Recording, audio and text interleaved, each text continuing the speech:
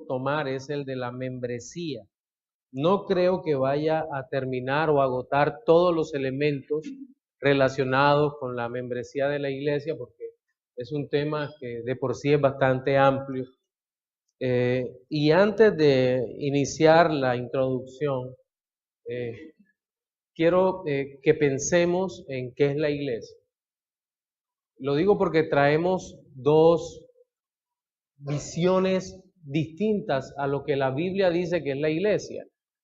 Por lo general, cuando hablamos de iglesia, pensamos en el edificio, en la capilla, en la edificación. Eso lo heredamos del catolicismo romano. Fuimos formados en una sociedad católica.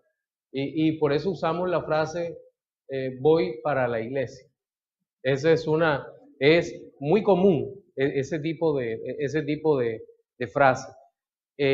Pero después algunos pasamos a las iglesias protestantes, a las iglesias evangélicas tradicionales de nuestros países, aquí en América Latina sobre todo. Y entonces ya supimos que las iglesias eran la congregación de los santos, pero nos daba la impresión de que la iglesia eran todos los que estaban allí reunidos haciendo cualquier tipo de ejercicio espiritual o cualquier tipo de ejercicio místico. Entonces esa idea también se quedó en el inconsciente nuestro y creo que no es lo que dice la Biblia, ¿verdad?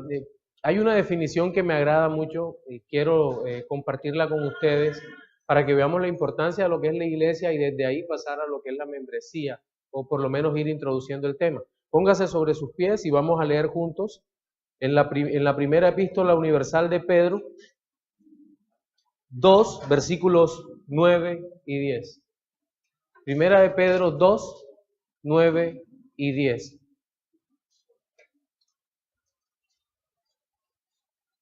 Voy a leerlo para ustedes. Dice, atentos. Mas vosotros sois linaje escogido, real sacerdocio, nación santa, pueblo adquirido por Dios para que anunciéis las virtudes de aquel que os llamó de las tinieblas a la luz admirable.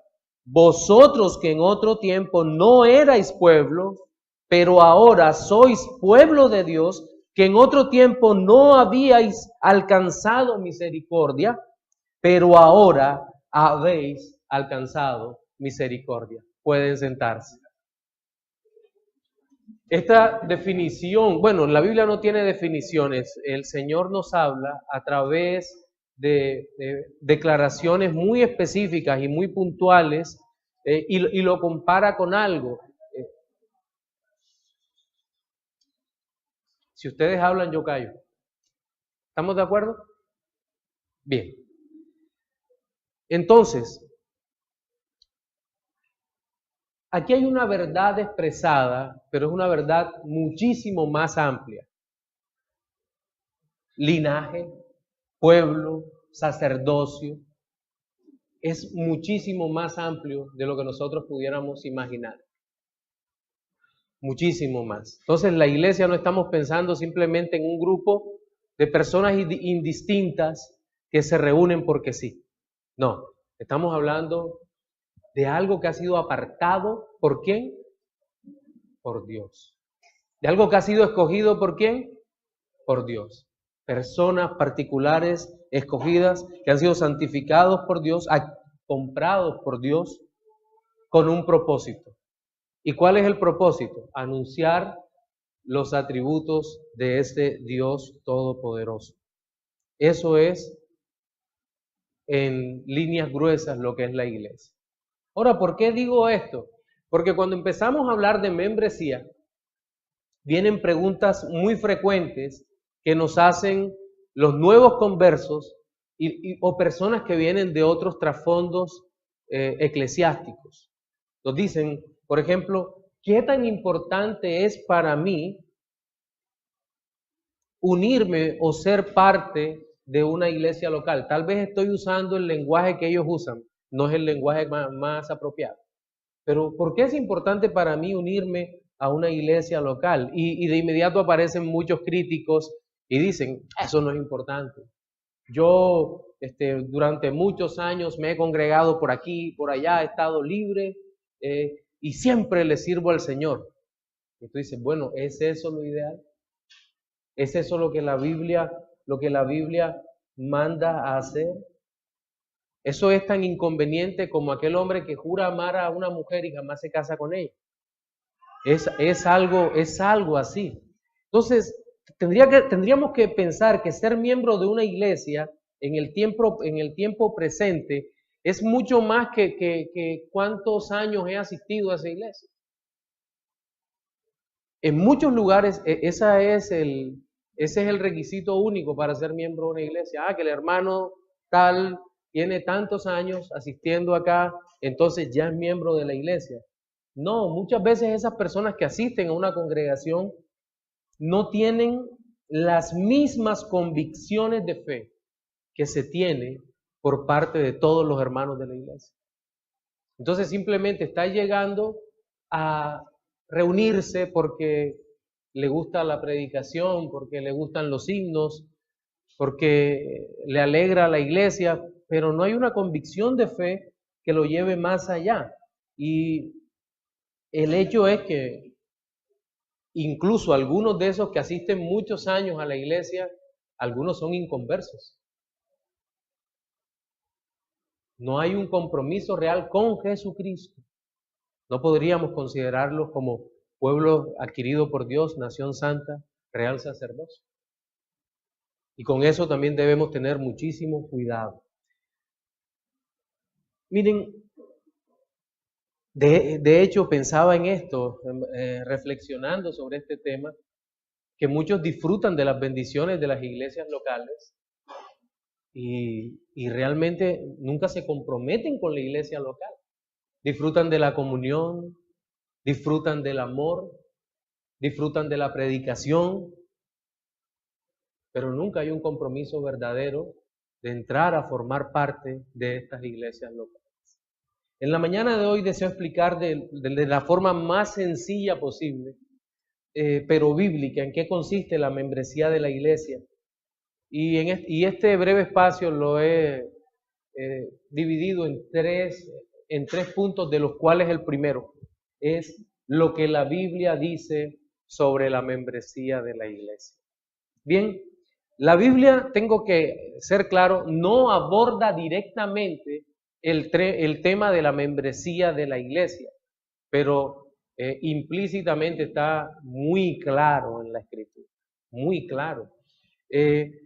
Por ejemplo, en Hechos 2:47 dice, y el Señor añadía cada día los que habían de ser salvos, en Hechos 2:47, y en el mismo libro de los Hechos, y en el mismo capítulo 2, pero en el versículo 41, llama la atención un dato en particular. Voy a leerlo para ustedes.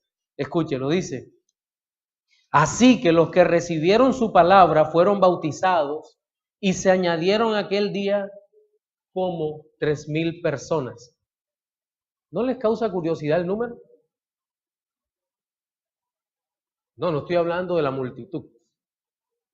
Alguien llevaba el registro de los varones. Alguien estaba llevando el registro de los miembros de la iglesia, los nuevos convertidos.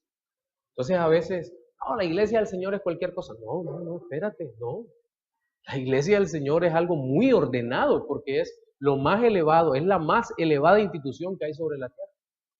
Entonces, no podemos pensar de forma equivocada sobre esto, ¿no? Entonces, los que eran salvos había un registro numérico y si una iglesia lleva un registro es porque es un modelo bíblico, definitivamente. Hay otros lugares en el Antiguo Testamento que la iglesia se muestra como un grupo local bien definido. ¿Ustedes se acuerdan en Hechos 6, cuando hay la elección de los diáconos, de los llamados protodiáconos? ¿Recuerdan las palabras del que predicaba en ese momento? Buscad entre vosotros los que se conocían, los que compartían la fe, los que amaban al Señor, a 7 varones, ¿cómo? ¿De qué? De buen testimonio. ¿Y ese buen testimonio era que alguien se los decía? No, lo estaban viendo.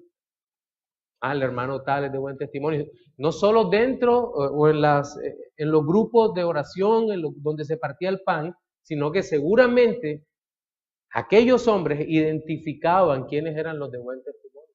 Entonces, estamos frente a una realidad en donde la iglesia se conocía, había una membresía definida y todo esto era para la gloria de Dios.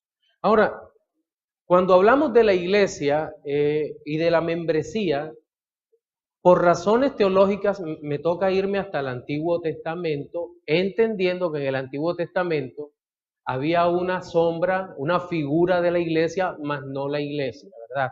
En el Antiguo Testamento, aunque nuestros hermanos presbiterianos nos digan, sí era la iglesia, nosotros no. Y miren Hebreos 11, sí, en Jesucristo después serían unidos, pero en ese momento era una sombra de lo que sería la iglesia. Pero en el Antiguo Testamento, ¿qué podemos decir sobre la membresía de la iglesia? Pues que estaba prácticamente limitada al pueblo de Israel. Quien hacía parte del pueblo de Israel se podía casi considerar que era miembro del cuerpo de Cristo, pero no siempre. Recuerden que en la salida en el Éxodo hubo gente que salió con Israel, egipcios y gentes de otros pueblos que habían sido esclavizados, abrazaron la fe y salieron con el pueblo de Israel. Entonces, nosotros debemos tener eso en mente, pero, en la época de nuestro Señor Jesucristo, el Señor aclaró el asunto, porque para el Israel nacional se había vuelto un tema de orgullo y arrogancia ser parte de Israel. La declaración más común es que yo soy israelita. Es más, en el Evangelio según San Juan 8:33, capítulo 8 en general, hay una discusión entre los fariseos y el Señor. Y una de las frases que dicen los fariseos en Juan 8:33 es, linaje de Abraham somos. Miren la arrogancia acá, linaje de Abraham somos. Es decir, yo nací en Israel, yo soy descendiente de Abraham, yo tengo la sangre de Abraham. Y más adelante, en 8:39 dice, nuestro padre es Abraham. A lo que el Señor le responde, versículo 44, vosotros sois hijos de vuestro padre el diablo, y los deseos de vuestro padre el diablo queréis hacer. Es decir, y el mismo Señor revelándole la escritura a Pablo, en Romanos 9, del 6 al 8, les dice, no que la palabra de Dios haya fallado, porque no todos los descendientes de Israel son israelitas, ni por ser descendientes de Abraham son todos hijos, sino en Isaac te será llamada descendencia. Esto es, no los que son hijos según la carne son los hijos de Dios, sino los que son hijos según la promesa son contados como descendientes. ¿Qué vemos allí? Que la membresía del cuerpo del Señor es dado por el Señor mismo, dándole la fe, dando la gracia a los creyentes. Entonces llegamos al Nuevo Testamento y aquí en el Nuevo Testamento es donde observamos con total claridad los parámetros establecidos para la membresía de la iglesia y entendemos que esto es un cuerpo exclusivo de creyentes. De creyentes. No ocurre como alguna vez, ya más de no sé si son hermanos o no quiero juzgar eso, pero han llegado y nos han dicho, no creemos en lo que ustedes creen, pero nos tienen que dejar entrar porque la iglesia es un lugar público. No es un lugar público. No es un lugar público.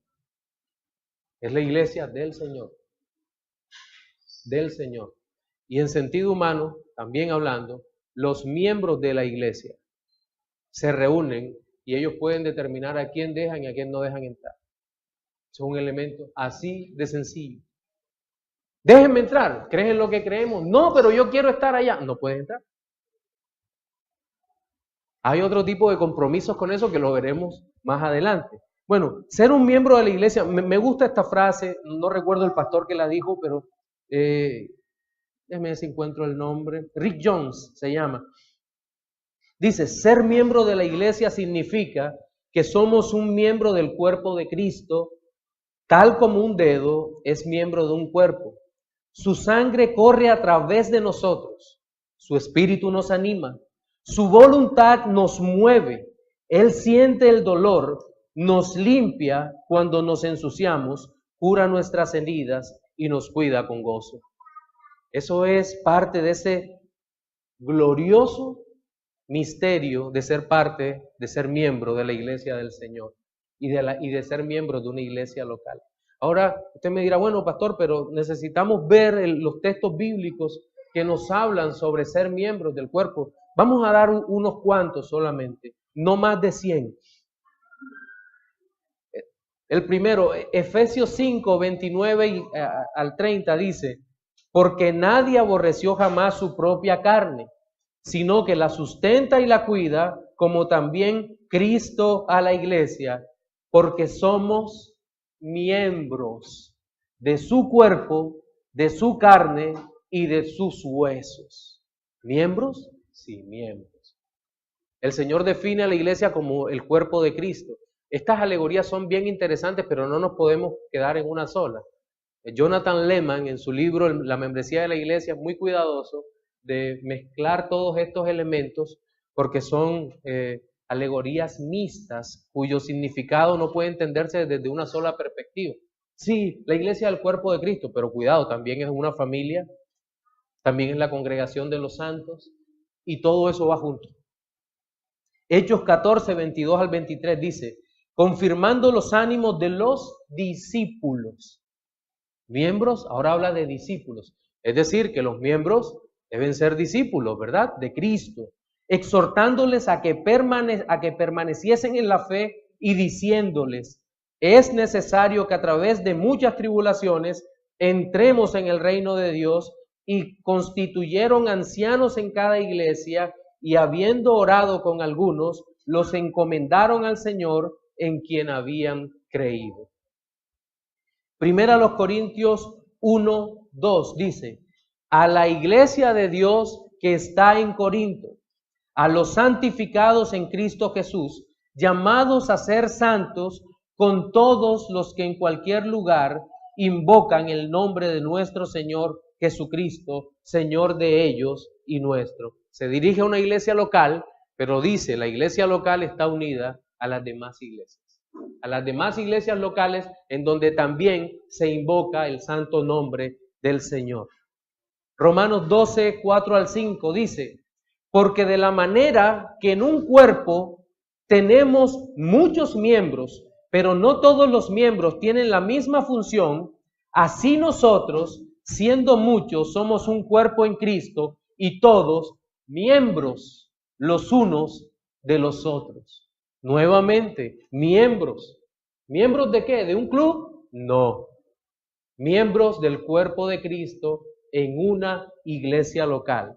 Y primero a los tesalonicenses, este es el último texto, 1 del 2 al 7 dice, damos siempre gracias a Dios por todos vosotros, haciendo memoria de vosotros en nuestras oraciones, acordándonos sin cesar delante del Dios y Padre nuestro de la obra de vuestra fe, del trabajo de vuestro amor y de vuestra constancia en la esperanza de nuestro Señor Jesucristo. Porque conocemos, viene una frase, hermanos amados de Dios, vuestra elección, pues nuestro evangelio no llegó a vosotros en palabras solamente, sino también en poder, en el Espíritu Santo y en plena certidumbre, como bien sabéis, cuáles fuimos entre vosotros por amor de vosotros.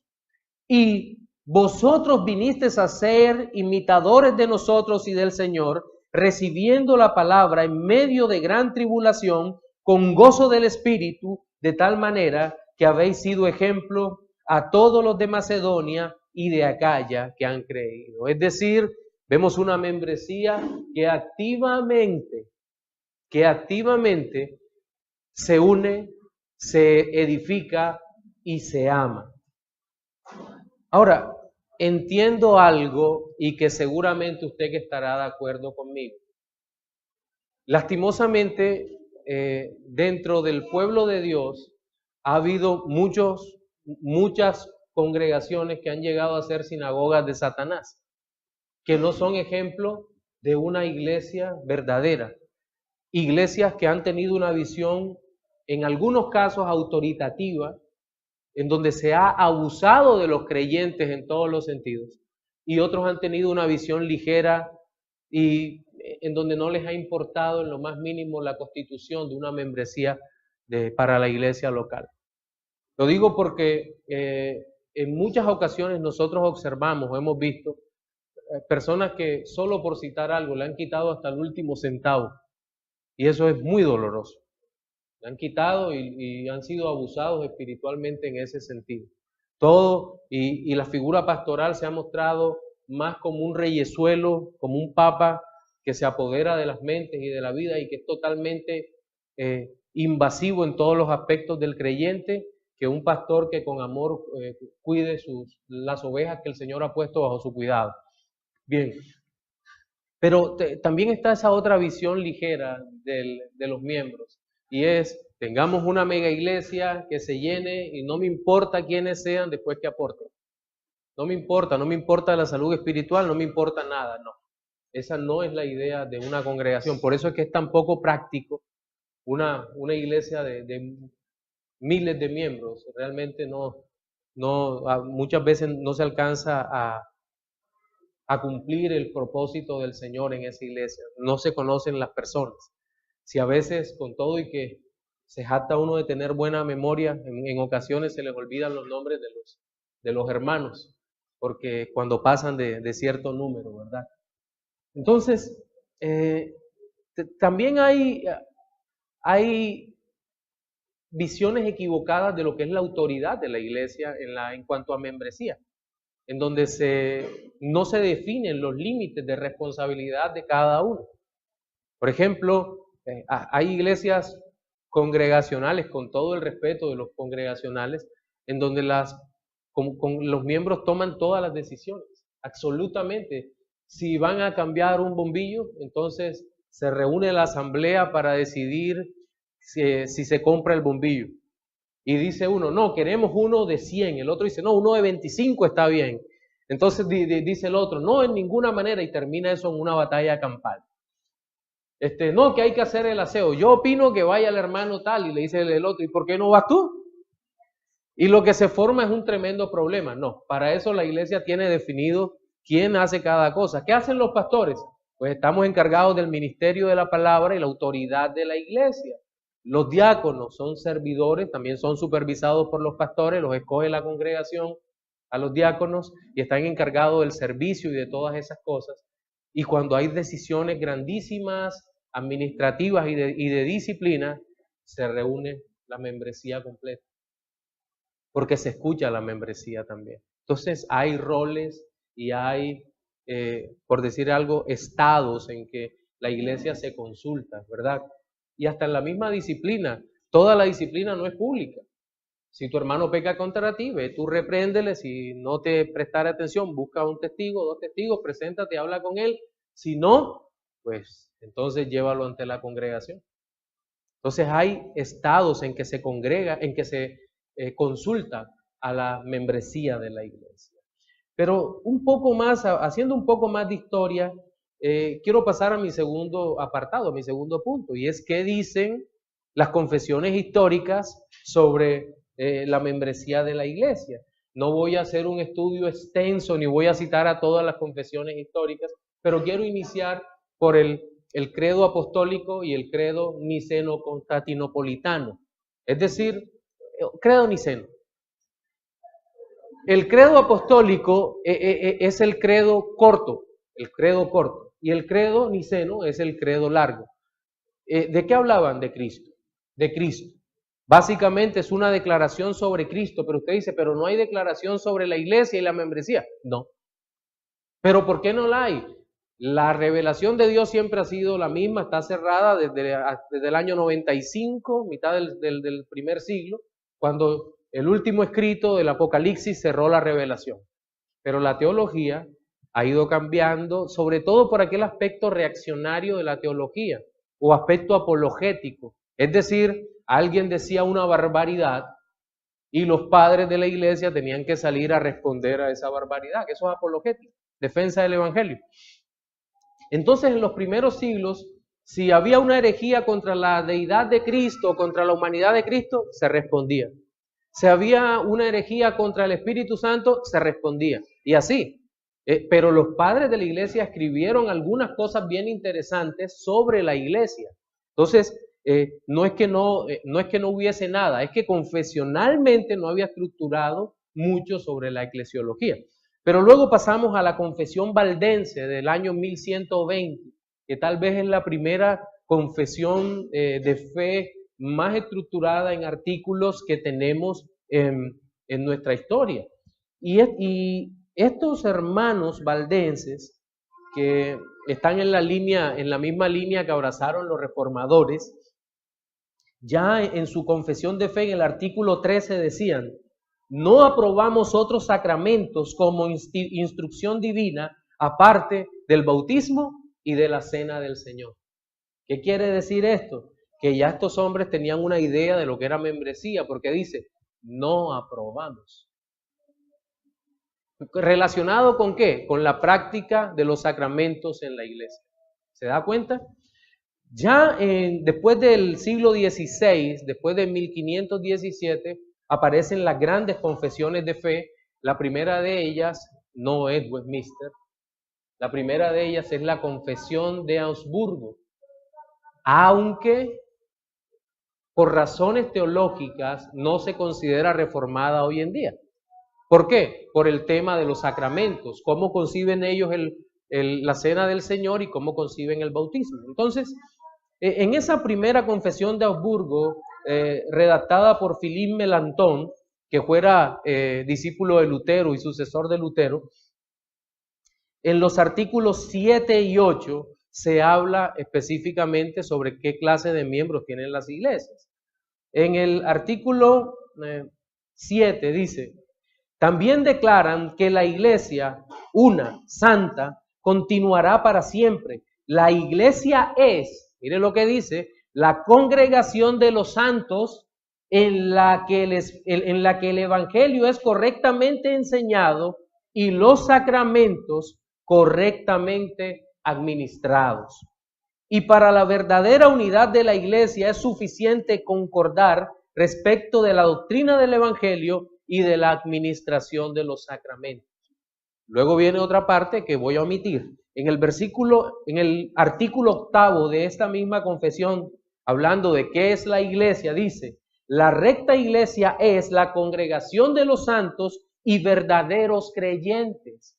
Se pedía una membresía regenerada, es decir, nacidos de nuevo como primer requisito para ser miembros de una iglesia.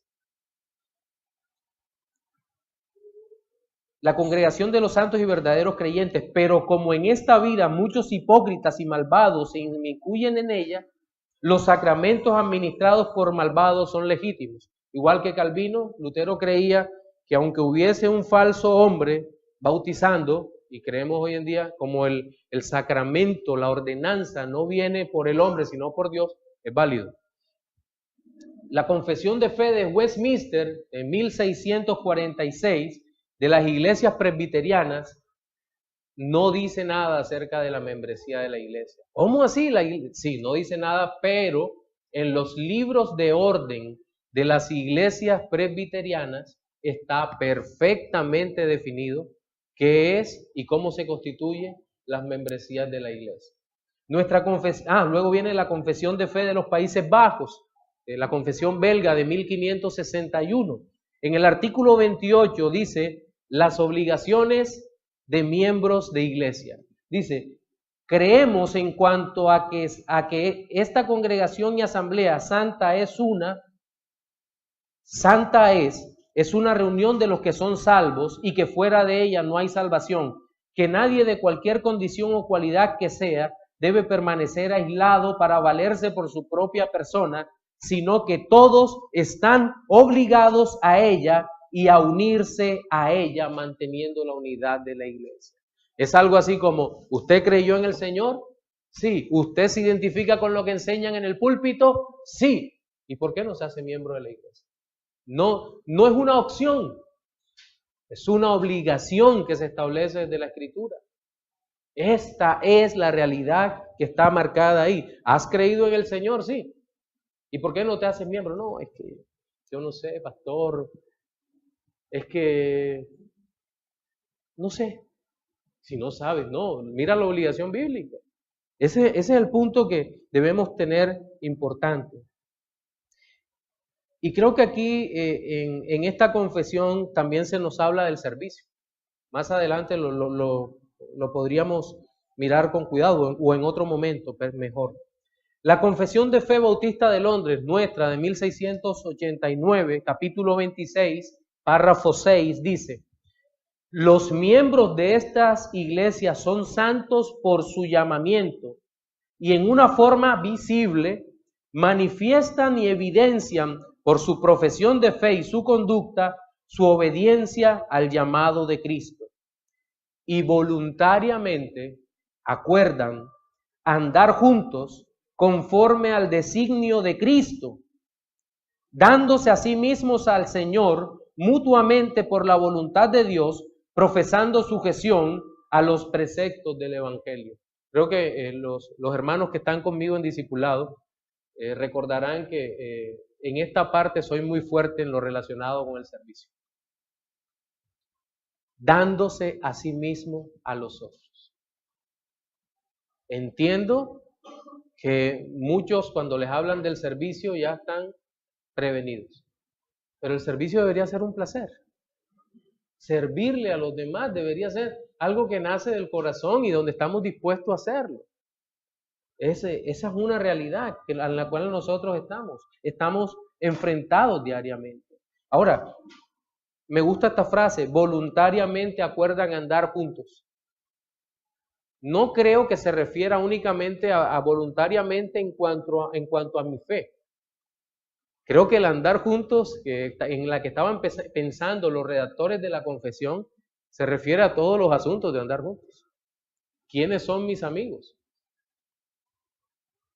¿Quiénes son mis amigos? No estoy diciendo que usted no pueda jugar fútbol con los compañeros de trabajo, Dios me libre de eso. No estoy diciendo que usted no se pueda tomar un café con los compañeros de trabajo o en el cumpleaños cuando lo inviten, usted diga, no, yo no me junto con esa mundanalidad. No es eso, no. Andar juntos realmente es que nuestros más íntimos, cercanos amigos, con los que más andamos, con los que compartimos, son los creyentes. Ay, pastor, pero es que a mí me han fallado muchas veces. Sí, seguramente a ti te han fallado muchas veces y tú has fallado muchas veces como hermano en la fe. ¿Y qué nos queda hacer? Bueno, la Biblia habla de algo que se llama perdón. No sé si de pronto ustedes lo han escuchado. Pero es un llamado a perdonarnos, que es duro, sí. Pero Dios nos manda a restaurar nuestra comunión unos con otros, ¿verdad?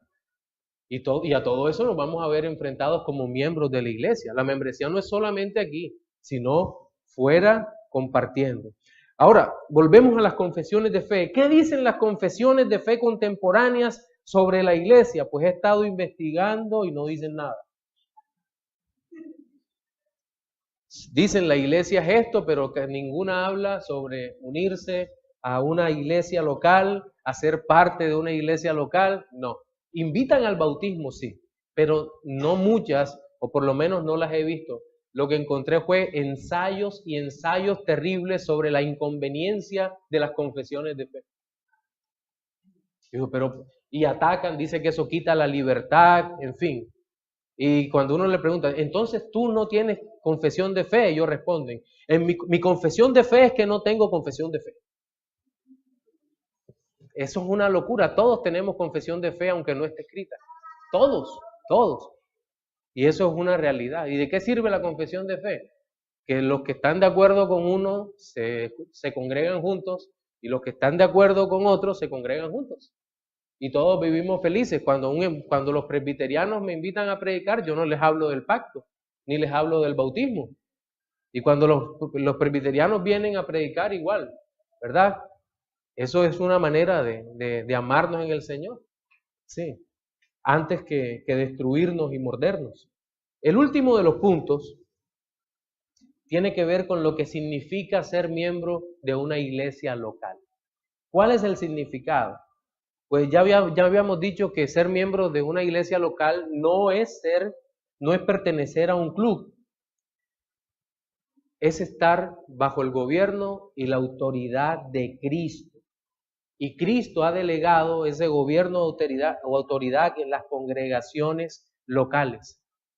Somos pastoreados, ¿verdad? Que ese es el tipo de autoridad. ¿Qué tipo de autoridad tiene la iglesia? La más elevada sobre toda la tierra.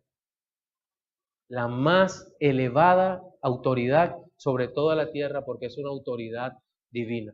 No me malinterpreten.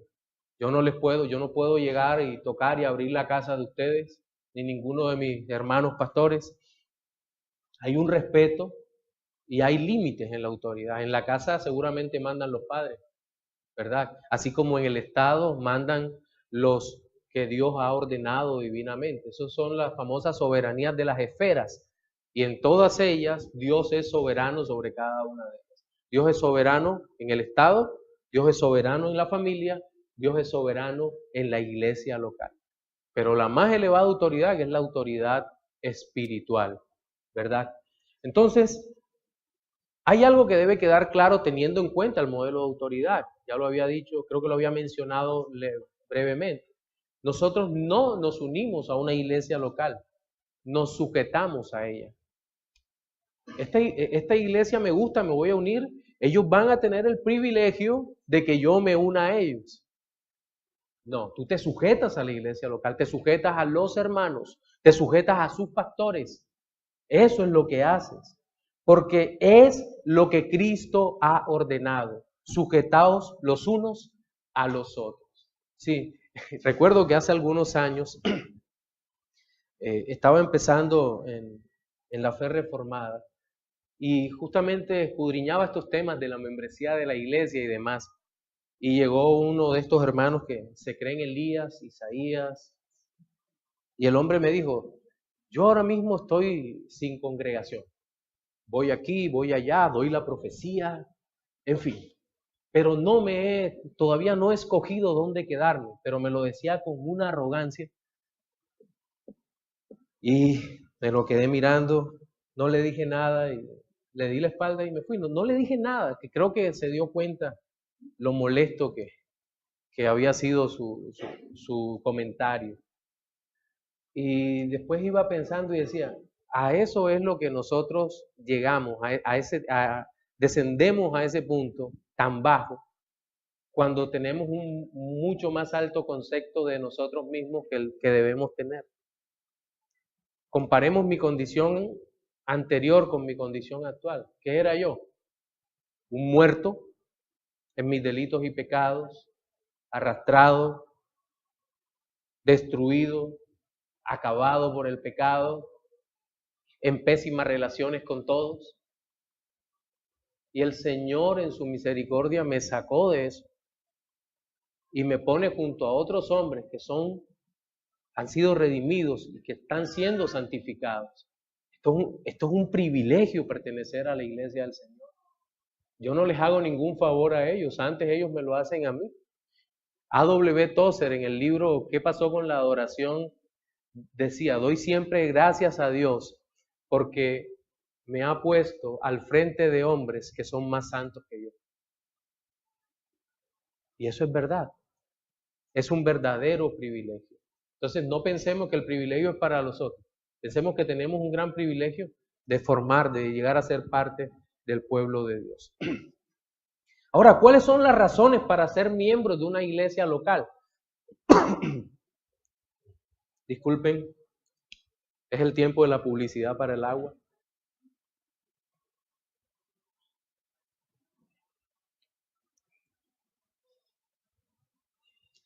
Jonathan Leeman en su libro Membresía de la Iglesia cita 12 razones por las cuales la membresía es importante. ¿Cuál es la primera? Que es bíblica. Debería ser suficiente. La membresía es bíblica. Y Dios estableció la iglesia local y los apóstoles para que desarrollaran su ministerio a través de ella. La vida cristiana en el Nuevo Testamento está marcada por pertenecer a una iglesia. La iglesia son sus miembros. La iglesia, ¿qué significa eso? Piensa esto. ¿Qué tal que tuviésemos una tremenda capilla maravillosa? Dios permita y algún día la tengamos. Pero la iglesia son sus miembros. ¿Qué dice Pedro sobre eso? Vosotros sois piedras vivas. Y la cabeza es Jesucristo, que es la principal piedra del ángulo. Vosotros sois piedras vivas, somos los miembros. ¿De qué nos serviría la capilla sin miembros? ¿De qué nos serviría el templo lleno de impíos? Hay una anécdota que el pastor de una iglesia de prosperidad le decía al de una iglesia bautista reformada. De la iglesia bautista reformada serían como 15 personas y el de la iglesia de la prosperidad tenía como 5,000. Y entonces pasaba con orgullo todos los días el de la prosperidad delante de la oficina del otro pastor y le dice: yo tengo más gente en la iglesia. Y el bautista lo que le dijo fue: también fueron más los que se ahogaron en el diluvio. La iglesia son sus miembros. Nosotros necesitamos tener eso en mente. ¿Por qué en mente? Porque lo más importante para nosotros es, como embajadores del Señor, presentar el Evangelio desde la membresía de la iglesia. La misión de la iglesia, proclamar a Cristo, es lo más importante. Es lo más importante. A veces perdemos eso de vista, ¿verdad? A veces entre pastores hablamos y decimos, todavía está esa idea medio carismática allí de que el templo, sí, miren, si usted me pregunta en cuanto a mi ambición material por un templo, de pronto se sorprendería de cuál es mi deseo. Yo quisiera una capilla hermosa como para 200 personas, bancas de madera, campanario, maravilloso, con que solemne todo, con apariencia de antigüedad, estilo gótico. Ese seguramente jamás se los había comentado a ustedes, pero ese no es mi principal deseo. Mi principal deseo y ambición es alcanzar a los que el Señor nos ha mandado alcanzar. La misión nuestra es predicar el Evangelio, llegar a todo lugar donde llevemos el Evangelio, la predicación de la palabra de Dios. Y entonces, no es que estemos en estrecho, es que la prioridad nuestra son las misiones. Ese es el punto. Tercero, es un prerequisito para la cena del Señor. Si usted no es miembro de la iglesia, a través del bautismo, no puede tomar la cena. Y muchas veces nos duele porque vemos personas que sabemos que han creído en el Señor, pero que no sabemos qué los detiene. Y quisiéramos que compartieran esa felicidad tan grande, perdón, de compartir la ordenanza con nosotros, que disfruten de la cena del Señor. Ahora, entrar en ese tipo de comunión es un gozo, ¿verdad? Cuarto, es la manera de representar oficialmente a Jesús. La membresía de la iglesia, como es regenerada, nosotros creemos, obvio, se nos pueden pasar algunos que no son creyentes, pero creemos en la membresía regenerada y que esos miembros, esa iglesia representa a Jesucristo. Quinto, es la manera de declarar tu más alta lealtad. ¿A quién eres más leal? ¿Al mundo o a Cristo? Sexto, es la manera de encarnar las ilustraciones bíblicas y representarlas. Cuando hablamos de ilustraciones, somos el cuerpo de Cristo, somos el pueblo del Señor, somos real sacerdocio, todos son alegorías, ilustraciones que nosotros encarnamos. Por ejemplo, cuando un miembro se duele, los demás miembros se duelen con él, ¿es verdad? O cuando un miembro se duele, los demás le dan la espalda. Seguramente hemos cometido muchos errores, Pero si una cosa he visto de mis hermanos, de ustedes, aquí en Salvación y Vida Eterna, es eso. Cuando un miembro se duele, los demás ya están atentos y están viendo cómo lo ayudan. Que el Señor nos dé todavía más amor en esto, ¿verdad? Solo por hablar de una de las ilustraciones, somos una familia. Nos dice somos la familia de la fe. Séptimo, es la manera de servir a otros cristianos. Servir. Los dones que Dios te ha dado no es para que pongas un consultorio, ¿verdad? Que eso es lo que parece muchas veces. Profeta tal. Hermano, pero los profetas ya cesaron, no importa. Yo aquí tengo mi bola de cristal y le digo exactamente lo que va a pasar. No. Ven acá y los demás dones, los que administran, los que ayudan y demás. ¿Dónde los vas a usar? En la congregación local. Es la manera de seguir a los líderes cristianos cuando los identificamos como verdaderos servidores del Señor. Ayuda al liderazgo de los líderes cristianos. La membresía permite a los líderes cristianos saber a qué cristianos en el planeta Tierra deben apacentar, los miembros de la iglesia. Posibilita la disciplina eclesiástica también. Nosotros solo disciplinamos a los miembros y la disciplina es para restauración. Hay a veces disciplina correctiva, pero hay también disciplina preventiva, donde le decimos a los miembros cómo deben vivir en algún momento relacionado con la palabra, incluso cuando hay que dar consejería. Da estructura a la vida cristiana y protege el testimonio e invita a las naciones. Protege el testimonio. Ahora, ¿cuáles son los requisitos para ser miembros de una iglesia local?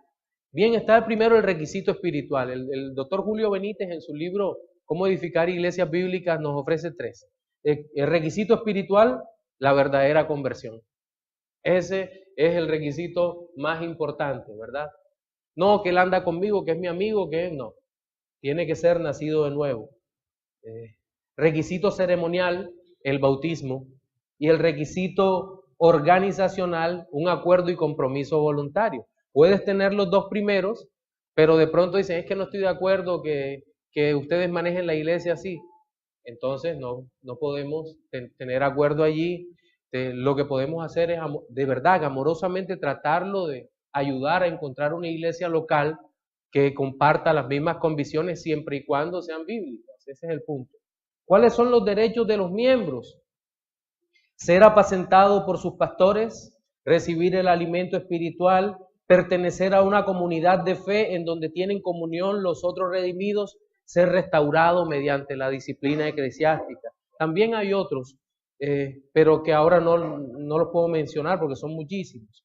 Pero ¿cuáles son los deberes de la iglesia, del miembro de la iglesia? Con la iglesia local, bien, asistir a las reuniones de la iglesia, no solo a los servicios dominicales.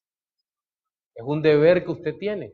Cuando usted se une a una iglesia local, cuando usted se sujeta a una iglesia local, ¿verdad? Segundo, apoyar económica y generosamente el sostenimiento de la iglesia local. Esto es un deber que tenemos como miembros de la iglesia. Entre otras cosas, hasta los pastores ofrendamos.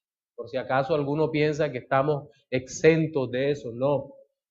Promover la edificación y la paz entre creyentes, someterse al liderazgo de la iglesia, orar los unos por los otros. Ese es un deber que muchas veces se olvida.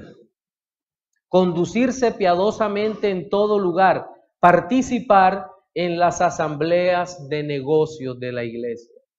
Deberes para con los pastores, sumisión a la autoridad espiritual, asistencia a los cultos y predicaciones en general, oración fervorosa por ellos, proteger la reputación de los ancianos y apoyar económicamente las misiones.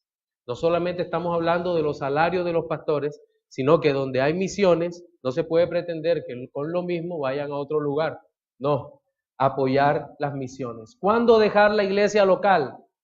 Cuando no se predique la sana doctrina principalmente. Cuando se abuse espiritualmente de la grey. Cuando se afecte poderosamente la conciencia en razón de decisiones que no son bíblicas. Y hay un consejo más: procurar salir en paz. El último de los conceptos que quiero dar en esta hora es el de membresía asociada, que es un concepto que tal vez no conocemos tanto, pero quiero más bien ilustrarlo con dos ejemplos.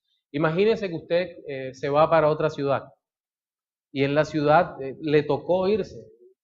En la medida que uno pueda escoger quedarse, pues uno debe escoger quedarse, pero le tocó irse por razón laboral, por razón de estudio, por lo que usted quiera, pero a la ciudad donde va no hay una iglesia igual a la suya. ¿Qué tiene usted que hacer entonces? Buscar una iglesia lo más cercana a lo que la Biblia enseña. Un ejemplo más claro: usted se va de aquí, de una iglesia bautista, es bautista en sus convicciones, y donde llega hay una iglesia presbiteriana. ¿Qué hace usted? Pues lo que usted hace es solicitar una membresía asociada. ¿Y a qué se compromete? Usted se compromete a respetar la iglesia, a participar en lo que lo pongan a hacer, a servir en lo que deba servir y a no atacar los fundamentos doctrinales que sean contrarios a nosotros. Mal haríamos llegando a una iglesia presbiteriana y hablarle que el bautismo de niños no es bíblico, aunque no es bíblico. Usted no puede decírselo porque estaría en un acto de deslealtad. Lo que usted no puede hacer jamás es congregarse en una iglesia en donde no se predique a Jesucristo, donde lo único que se hable sean de temas accesorios, conductuales o relacionados simplemente con dinero y demás. No, eso es una sinagoga de Satanás. No se congregue ahí, huya. Bien, entonces eso es una forma de membresía asociada. Igual nosotros podemos recibir a una persona con algunas limitaciones y decirle: cuidado con esto, porque estás en una iglesia donde tienes estas convicciones de fe, mal haces en ponerte a hablar de esto, porque nosotros estamos convencidos de lo que creemos en esta parte. Otra forma de membresía asociada: el hermano se va, pero sabemos que no va a estar permanentemente en otro lugar. Va a pasar tal vez un año y la iglesia, él no retira la membresía, sino que se mantiene asociado a los... Sí, como hemos tenido muchos casos con nosotros, que mantienen la membresía asociada, ¿verdad? Que es decir, plenos derechos. Bien, quiero concluir con esto antes de pasar a las preguntas, que solo son 2 minutos de pregunta porque no hay más. Ya me hicieron señas bajo amenaza de disciplina.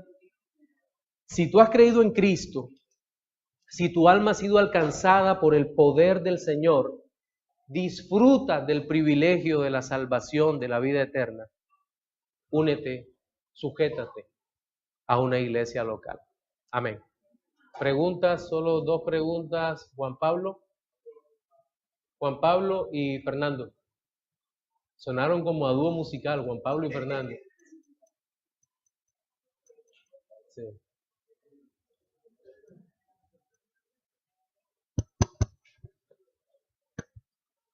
Pastor, muchas gracias. La pregunta mía va enfocada al tema de la membresía asociada. Sí. Si bien entendí, puede uno ir a una iglesia semejante, pero no renuncia uno a la membresía actual que uno tiene. Sí. Sería, digamos que quedaría una membresía principal y una asociada para contribuir en la congregación donde uno esté temporalmente o... Sí, temporalmente, pero cuidado, y lo temporal se vuelve permanente, porque si se vuelven permanentes, sí, toca quedarte donde estás. Llegará el momento en que se tocará tomar una decisión. Sí, una decisión. Okay. Y gracias. aunque estés sirviendo, aunque seas muy amado, te tocará en algún momento tomar una decisión en cuanto a eso. Sí. Gracias, pastor. Fernando. Pastor, buenos días. Es con respecto al el miembro como tal o... Hermanos, por favor. Aquel siervo que tiene su categoría de miembro o es miembro de una iglesia, su servicio no debería estar limitado únicamente con los hermanos cristianos. Dentro de la iglesia, con sus hermanos, con los cristianos, pero igual uno como cristiano no debería también procurar prestar un servicio, así no sea un hermano cristiano, actuando y obrando en Cristo, por supuesto. Sí, pero depende de qué tipo de servicio, justamente. Hay servicios exclusivos para los santos y hay servicios que puedes hacerlo para cualquiera. Por ejemplo, Calvino en Ginebra era muy cuidadoso o fue muy cuidadoso con los ancianos de la iglesia de establecer el servicio o el ministerio de diaconía en donde se ayudaba temporalmente a los hermanos, por ejemplo, en ayudarlos económicamente y demás, pero a los que no eran creyentes, pues solamente se ayudaba una o dos veces y ya, se les predicaba el evangelio, en fin. Esa es la forma como se puede servir. Se nos acabó el tiempo y vamos a orar. Lamento que no pueda responder a los demás hermanos, pero yo me extendí un poco también, así que vamos a orar.